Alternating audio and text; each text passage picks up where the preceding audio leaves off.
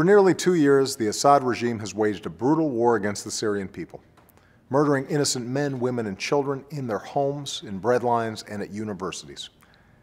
In the face of this barbarism, the United States has joined with nations around the world in calling for an end to the Assad regime and a transition that leads to a peaceful, inclusive, and democratic Syria, where the rights of all Syrians are protected.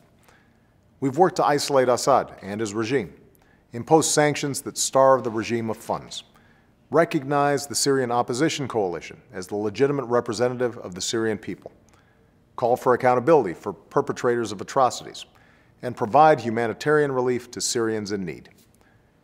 The relief we send doesn't say "Made in America," but make no mistake, our aid reflects the commitment of the American people. American aid means food and clean water for millions of Syrians. American aid means medicine and treatment for hundreds of thousands of patients in Damascus, Daraa, and Homs. It means immunizations for 1 million Syrian children.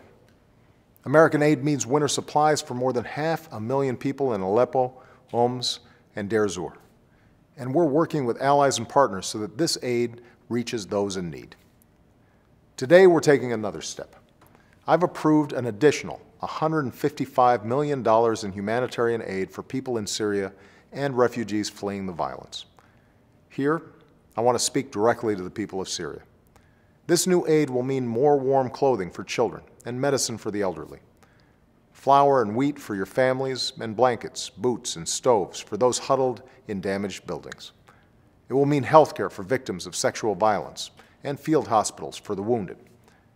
Even as we work to end the violence against you, this aid will help address some of the immediate needs you face each day.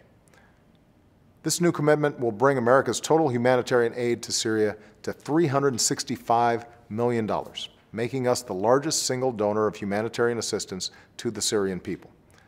Today, I also call on the international community to do more to help these Syrians in need and to contribute to the latest UN humanitarian appeal. We're under no illusions. The days ahead will continue to be very difficult. But what's clear is that the regime continues to weaken and lose control of territory. The opposition continues to grow stronger. More Syrians are standing up for their dignity. The Assad regime will come to an end.